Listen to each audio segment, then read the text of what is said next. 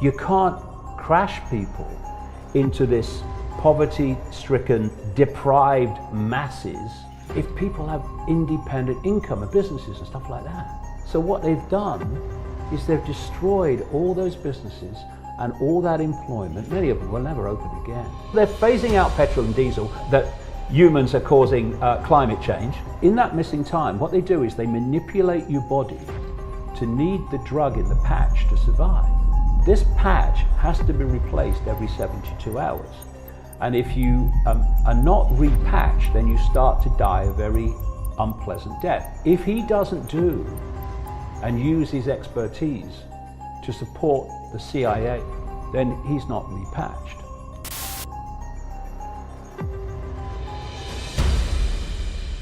You can't crash people into this poverty-stricken, deprived masses if people have independent income and businesses and stuff like that. Because they've got the money not to fall there. So what they've done is they've destroyed all those businesses and all that employment. Many of them will never open again. And what have they done?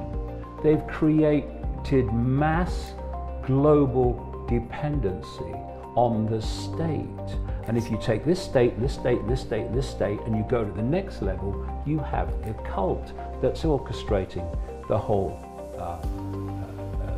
thing. The stimulus packages. And once they just passed one in the States, 2 trillion to 6 trillion, now they want to do another one and another one. And what that's going to do is destroy governments economically.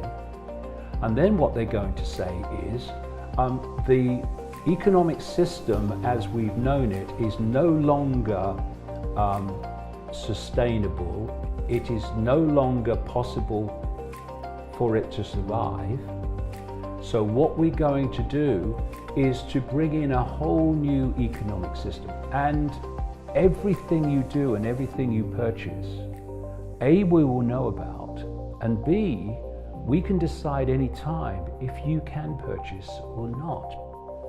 In the late 1990s, I was asked to go and see a CIA scientist in California because he wanted to get out things that were going on, but he couldn't, and why he couldn't became very obvious.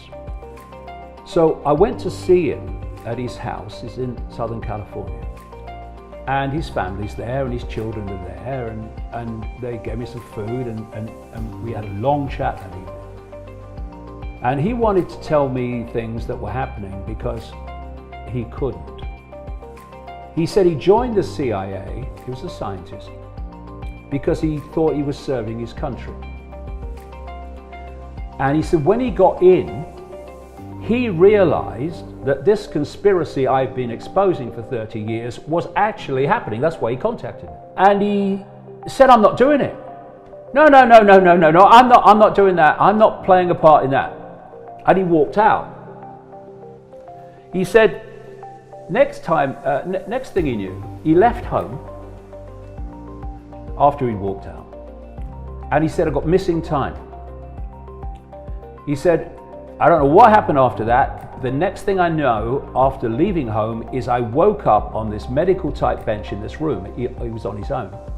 And he's lying there and he gets his faculties back and he realizes something stuck to his chest. So he opens his shirt and he was opening his shirt and showing me as he was telling me this story. I seriously wasn't expecting it, I can tell you. And what happens, as he opened his shirt, on his chest was like a see-through plastic shampoo sachet. And inside was this orangey golden type liquid. And he said, because I'd asked him the question before he did this, why do you do what you do? I knew what the answer was going to be, but I wanted him to tell me in his own words. Why do you still work for him then? He said, because of this. In the CIA, they call these patches. Someone's been patched. And what they did in that missing time is they manipulate their bodies. He said, there were at least 1,000 other scientists who were patched at the time. We're talking late 90s, like 97. In that missing time, what they do is they manipulate your body to need the drug in the patch to survive. He said this patch has to be replaced every 72 hours. And if you are not repatched, then you start to die a very unpleasant death. And he said, I called their bluff on one occasion to see if they were just scamming me, and they weren't messing. That's what happened. So if he doesn't do and use his expertise to support the CIA in this whole global cult scam and conspiracy, then he's not repatched. And he actually said to me, I'm holding back knowledge that I have that they want, and I'm letting them know I am, because I know from other people it's happened to, that once they think they've taken everything they can get from you, they just don't repatch you, because then you can't go and tell anybody what the hell's been going on. So he took a lot of guts to talk to me. Anyway, this is what he also told me. Now remember, this is 1997-ish. No one's talking about nanotechnology, really. Later it was, now it's in everything, it's in food. But they weren't talking about it then in the, general arena. He said, what they're doing is they are injecting people with tiny, tiny microchips that you can't see in vaccination programs. He told me what these chips were for. And this is like late 90s. So they want, and this is the name they give, a quantum tattoo on everyone who's vaccinated, so they can digitally tell if you've been vaccinated or not. Why, the British government's just done it, why are they phasing out petrol cars and diesel cars? Because where they're going is autonomous vehicles, where the computer will decide where you can go. Petrol car, you get in it, you drive where you want to go. When you're in an autonomous car, you will go only to the limits that the computer will take the car. And those computers will be encoded so that you go nowhere the government doesn't want you to go.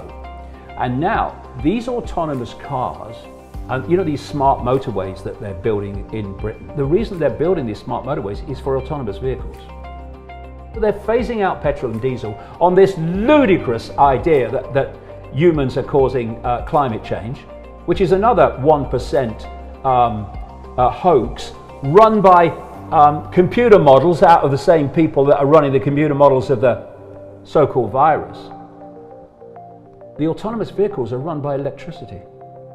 So the electric cars, it's to save the environment, are merely the stepping stone to electrical autonomous vehicles.